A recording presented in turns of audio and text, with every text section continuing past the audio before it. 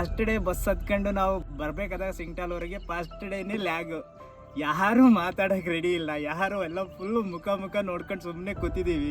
ಬಸ್ಸಲ್ಲಿ ಫಸ್ಟು ಶಿಂಗ್ಟಾಲೂರ್ನ ನೋಡಿ ಹಾಗೆ ಮುಂದೆ ಬಂದ್ವಿ. ವೀರಭದ್ರೇಶ್ವರ ಟೆಂಪಲ್ಗೆ ನಮ್ಮನ್ನ ಕರ್ಕೊಂಡು ಬಂದರು.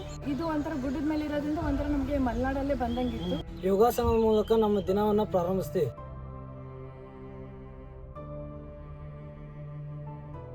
ಆ ಊರಲ್ಲಿ ಜಾಥಾ ಹೋದ್ವಿ, ಯಾಕಂದ್ರೆ ನಾವು ಊರಲ್ಲಿ ಬಂದಿದ್ದೀವಿ ಅಂತ ನಾವು ಅವ್ರಿಗೆ ಪರಿಚಯ ಮಾಡ್ಕೊಳ್ಳೋಕ್ಕೋಸ್ಕರ ಊರಲ್ಲಿ ಜಾಥಾ ಮಾಡಿದ್ವಿ.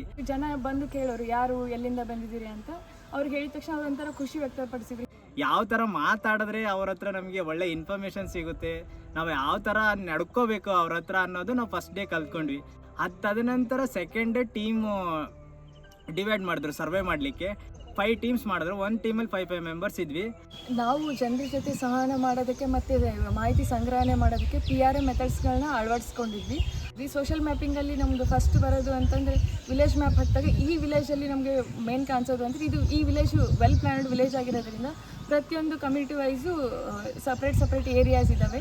ಆಮೇಲೆ ರಿಸೋರ್ಸ್ ಮ್ಯಾಪಿಂಗ್ ಕೂಡ ಮಾಡಿದ್ವಿ. ಇಲ್ಲಿ ನದಿ ಇರೋದ್ರಿಂದ ಜಾಸ್ತಿ ಜನ ಭತ್ತನೇ ಬೆಳೀತಾರೆ. ಸಿಂಗ್ಟಾಲು ರೀಜನ್ ಮೇನ್ ಬರೋದು ಕಪ್ಪದಗುಡ್ಡ ರೀಜನ್ ಒಳಗೆ.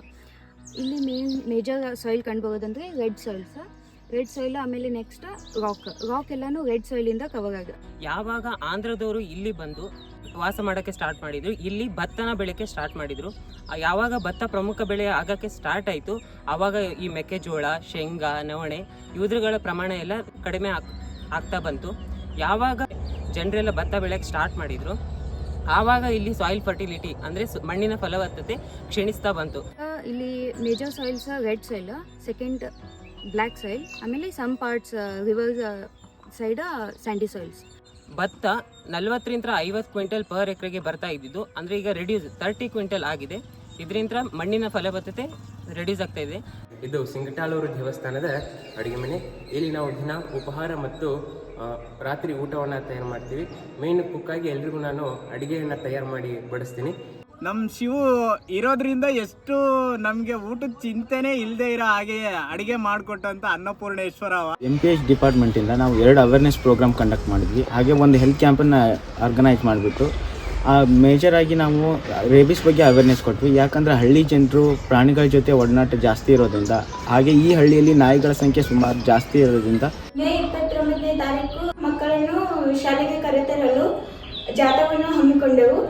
ಜಾಥಾದಲ್ಲಿ 50ರಿಂದ 70 ಜನ ಮಕ್ಕಳು ಭಾಗವಹಿಸಿದ್ದರು.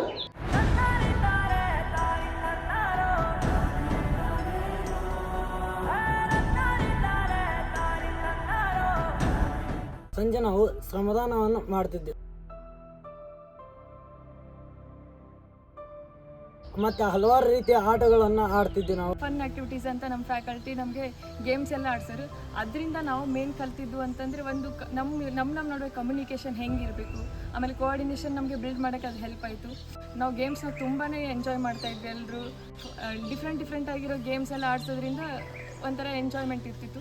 ಎಲ್ಲರ ಜೊತೆ ಬೆರೆತು ಆಟ ಆಡೋದು ತುಂಬಾ ಖುಷಿ ಆಗ್ತಾ ಇತ್ತು, ರಿಫ್ರೆಶಿಂಗ್ ಅಂತ ಅನಿಸ್ತಾ ಇತ್ತು. ರೂರಲ್ ಇಮರ್ಷನ್ ಒಂದು ಅದ್ಭುತವಾದಂತಹ ಒಂದು ಕಲಿಕೆ ವಿಧಾನದ.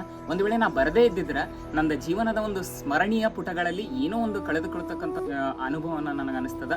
ಮತ್ತು ರೈತರು, ಮಹಿಳೆಯರು ಮತ್ತು ವಯಸ್ಕರು ಮತ್ತು ಮಕ್ಕಳ ಜೊತೆಗೆ ಬೆರೆಯುವುದರಿಂದ ಮಾಹಿತಿಯನ್ನು ಕಲೆ ಹಾಕುವುದು ಮತ್ತು ಅವರ ಅನುಭವ ಕೇಳೋದರ ಮೂಲಕ ನಮಗೊಂದು ವೃತ್ತಿ ಜೀವನದಲ್ಲಿ ಒಂದು ಬೇಕಾಗುವಂಥ ಕೌಶಲ್ಯಗಳನ್ನು ನಾನು ಪಡೆಯಲು ಸಹಾಯವಾಯಿತು.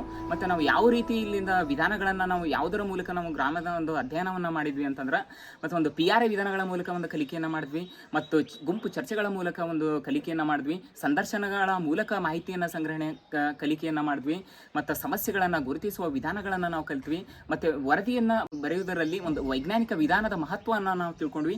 ಹೀಗೆ ಕೆಲವೊಂದು ಮುಂತಾದ ಕಲಿಕೆಗಳು ನಮ್ಮ ಜೀವನದಲ್ಲಿ ವೃತ್ತಿಪರರಾಗಲು ಅವಶ್ಯಕತೆಯನ್ನು ಮಾಡಿಕೊಡ್ತು ಅಂತ ನಾನು ಹೇಳಕ್ಕೆ ಇಷ್ಟಪಡ್ತೀನಿ.